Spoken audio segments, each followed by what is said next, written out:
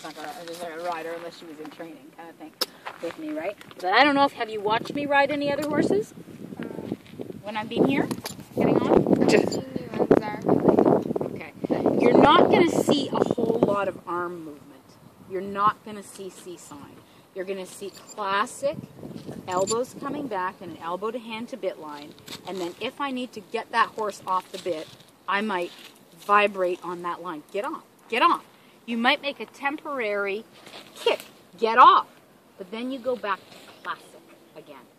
See what I mean? So if anybody's telling you sort of something different than that, question them.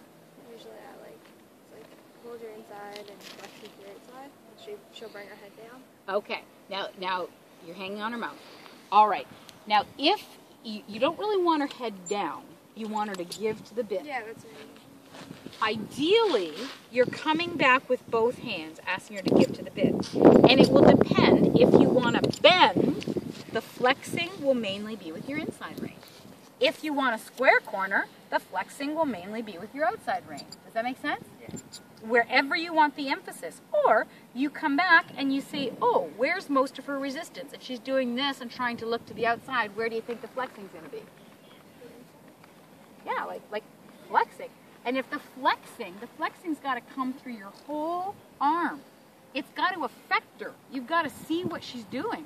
If she does it, it's got to be a 0. Okay? Be careful if there's a lot of rules that this is what we always do. If it's not making sense to a horse, then maybe it's not making sense. You know what I mean? So even right here, you have to give a 0 to the horse. The horse is going to go crazy if she doesn't have a 0.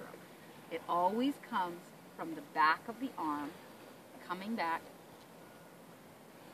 flexing, and it depends on the number. If you're coming back, let's say you've got a 2.5 in this hand and a 2.5 in this hand. That's equal pressure, okay? And let's say they're sponging. Now I want a bend. I'm going to go to a 3 on this hand. It may be the one that's sponging, and a 2 on this hand. Now I'm going to straighten out, 2.5, 2.5. I'm going to ask for a bend on the other side, 3 and 2. You get what I'm saying? So it's got to make sense. It's got to make sense to you. It's got to make sense to the horse.